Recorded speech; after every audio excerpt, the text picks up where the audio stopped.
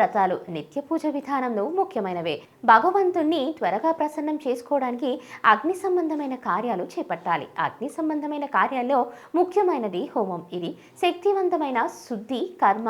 శరీరాన్ని, మనసును, చుట్టుపక్కల వాతావరణాన్ని, కర్మలను శుద్ధి చేస్తుంది హోమం. వేదాలు, ఆగమాలు, జ్యోతిష్య శాస్త్రాలు హోమం చేసే విధానాలను, నియమ నిబంధనలకు మనకు తెలియజేస్తాయి.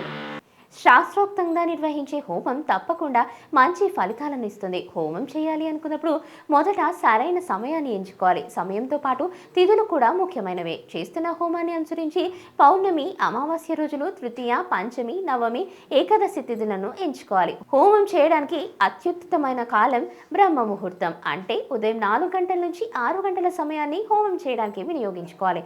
గ్రహశాంతి హోమాలైతే నవగ్రహ గోచరాన్ని పరిగణలోకి తీసుకొని హోమం చేయడానికి సమయాన్ని నిర్ణయించుకోవాలి. ఏ రోజుల్లో, ఏ తిథుల్లో, ఏ సమయాల్లో హోమం చేయాలో తెలుసుకున్నాం కదా. ఇప్పుడు ఎంత నిష్ఠతో హోమం చేయాలో తెలుసుకుందాం. హోమం అనేది ఋగ్వేద, యజుర్వేద, సామవేద పద్ధతిలో జరుగుతుంది.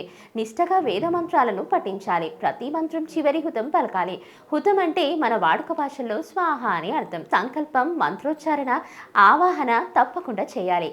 హావనంలో సమర్పించే హావిష్య ద్రవ్యాలను శుద్ధిగా ఉంచుకోవాలి. హావిష్య ద్రవ్యాలుగా ఆవు నెయ్యి, నువ్వుల, నవధాన్యాలు, సమిధలు వినియోగిస్తారు. సమిధలు అంటే చాలామందికి తెలియకపోవచ్చు.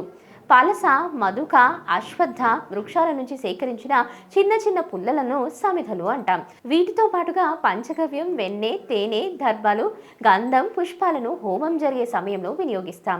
ఎట్టి పరిస్థితుల్లోనూ సహజ సిద్ధమైనవి కాకుండా రసాయనాలు కలిగిన ద్రవ్యాలను వినియోగించరాదు.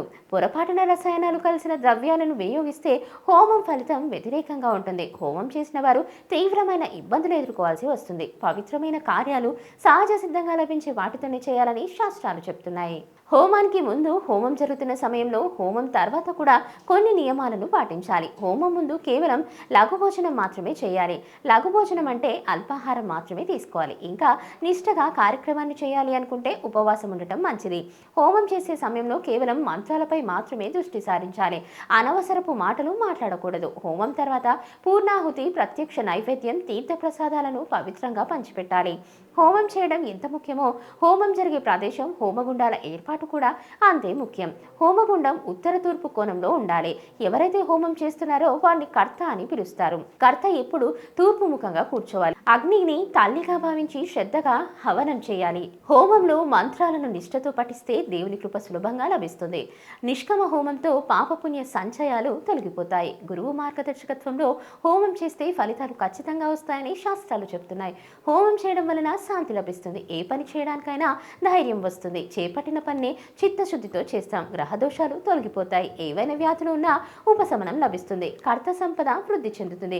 వివాహం, సంతాన ప్రాప్తి కలుగుతుంది. విద్యా, ఉద్యోగం వంటివి ప్రాప్తిస్తాయి.